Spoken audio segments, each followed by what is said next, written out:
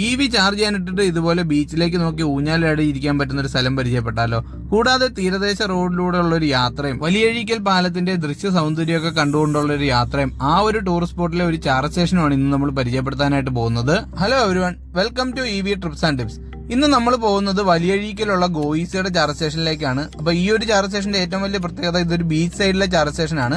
അത് മാത്രമല്ല, വലിയഴീക്കൽ എന്ന് പറയുന്നത് ഇപ്പോൾ ഒരു ടൂറിസ്റ്റ് ഡെസ്റ്റിനേഷൻ തന്നെയാണ്. അപ്പൊ ആ ഒരു ടൂറിസ്റ്റ് ഡെസ്റ്റിനേഷനിലുള്ള ചാർജ് സ്റ്റേഷനിലേക്കാണ് നമ്മൾ പോകുന്നത്. അത് മാത്രമല്ല, നിങ്ങൾ NH കൊല്ലത്തിനോ ആലപ്പുഴയ്ക്കോ ഇടയ്ക്ക് പോവുകയാണെങ്കിലും വേണമെങ്കിൽ നിങ്ങൾക്ക് കൺസിഡർ ചെയ്യാൻ പറ്റുന്ന ഒരു ചാർജ് സ്റ്റേഷനാണ് ഗോയിസയുടെ വലിയഴീക്കലുള്ള ചാർജ് സ്റ്റേഷൻ. അപ്പൊ നമ്മൾ ഈ കാണുന്നത് പോലെ തന്നെ ഒരു ബീച്ച് സൈഡിലായിട്ടാണ് ഈ ഒരു ചാർജ് സ്റ്റേഷൻ വരുന്നത്. അപ്പൊ ഈ റൈറ്റ് സൈഡിൽ കാണുന്നതാണ് ഗോയിസയുടെ ചാർജ് സ്റ്റേഷൻ. നമുക്കിവിടെ ഒരു CCS2 ഗണ്ണും അതുപോലെ തന്നെ ഒരു 3.3 കിലോവാട്ടിന്റെ ചാർജറുമാണ് അവൈലബിൾ ആയിട്ടുള്ളത്. ഇവിടെ വന്നപ്പോഴത്തേക്ക് നമുക്ക് ഏറ്റവും അട്രാക്റ്റീവ് ആയിട്ട് ഫീൽ ചെയ്തൊരു കാര്യം, നമുക്കിവിടെ വണ്ടി ചാർജ് ചെയ്യാനിട്ടിട്ട് അതുപോലെ ബീച്ചിലോട്ട് നോക്കിയിരുന്ന് ഊഞ്ഞാലൊക്കെ ആടി ഇരിക്കാൻ പറ്റുമെന്നുള്ളതാണ്. അപ്പോൾ ആക്ച്വലി നമ്മളുടെ ടൈം വേസ്റ്റ് ആവത്തില്ല. നമുക്കിതുപോലെ ബീച്ച് സൈഡിലൊക്കെ ഇരുന്ന് കുറച്ചു നേരം വർത്താനൊക്കെ പറഞ്ഞിരിക്കാം. അതുകൂടാതെ ഇതിന്റെ ഓപ്പോസിറ്റ് ഒരു മിൽമ പാർലറൊക്കെ ഉണ്ട്. അപ്പം വേണമെങ്കിൽ അവിടെ ഫുഡും അങ്ങനെയുള്ള ഐറ്റംസ് ഒക്കെ നമുക്ക് അവൈലബിൾ ആണ്. അപ്പം വേണമെങ്കിൽ ഒരു ഡ്രിങ്ക്സ് ഒക്കെ വാങ്ങിച്ച് നേരെ പോയിട്ട് അവിടെ ഊഞ്ഞാലാടിയൊക്കെ ഇങ്ങനെ ഇരിക്കാം. അപ്പോൾ ഒരിക്കലും നമ്മൾ ആ ഒരു ചാർജ് ചെയ്യുന്ന ടൈം വേസ്റ്റ് ചെയ്തൊന്നും നമുക്ക് ഫീൽ ചെയ്യത്തില്ല. അപ്പോൾ ഒരു CCS2 ഗണ്ണ് മാത്രമാണ് ഇവിടെ അവൈലബിൾ ആയിട്ടുള്ളത്. അപ്പോൾ നമ്മൾ വരുന്ന സമയത്ത് വേറെ വണ്ടി ഉണ്ടെങ്കിൽ വെയിറ്റ് ചെയ്യേണ്ടതായിട്ട് വരും. അതൊരു കാര്യം തന്നെയാണ്. നമ്മൾ 2-3 ട്രിപ്പ് ഈ ഒരു റൂട്ട് പോയിട്ടുണ്ടായിരുന്നു. അപ്പോൾ ആ ഒരു ടൈമിലൊന്നും ഈ ഒരു ചാർജർ ബിസി ആയി കണ്ടിട്ടില്ല. എപ്പോഴും ഫ്രീ ആയിട്ട് കിടക്കുന്നതാണ് കാണുന്നത്. കാര്യം ഈ ഒരു റൂട്ടിൽ അത്രത്തോളം ആൾക്കാർ യാത്ര ചെയ്യുന്ന ഒരു ഏരിയ അല്ല.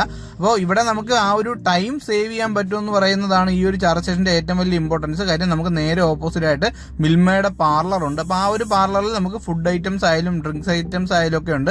അപ്പോൾ എന്തായാലും വണ്ടി ചാർജ് ചെയ്യുന്ന ആ ഒരു ടൈമിൽ നമുക്ക് വേസ്റ്റ് ആവാത്ത രീതിയിൽ നമുക്ക് ടൈം സ്പെൻഡ് ചെയ്യാനായിട്ട് സാധിക്കും. പ്രത്യേകിച്ച് ബീച്ച് സൈഡിലൊക്കെ ആയതുകൊണ്ട് തന്നെ നമ്മളുടെ സമയം പോകുന്ന അറിയത്തില്ല.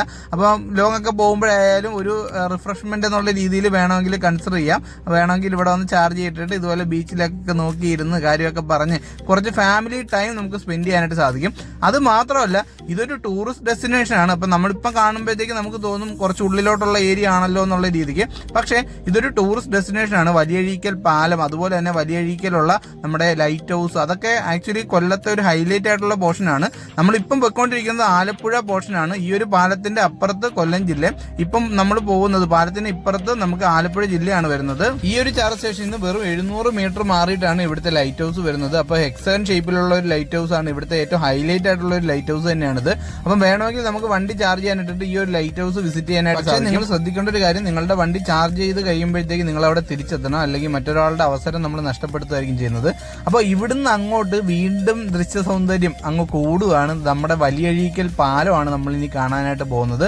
അപ്പോൾ ആക്ച്വലി ഈ ഒരു വലിയഴീക്കൽ പാലം എന്ന് പറയുന്നത് ഇപ്പോൾ ആ ഒരു കൺസ്ട്രക്ഷൻ കംപ്ലീറ്റ് ആയതിനു ശേഷം ഒരു നല്ല ടൂറിസ്റ്റ് ഡെസ്റ്റിനേഷൻ തന്നെയാണ്.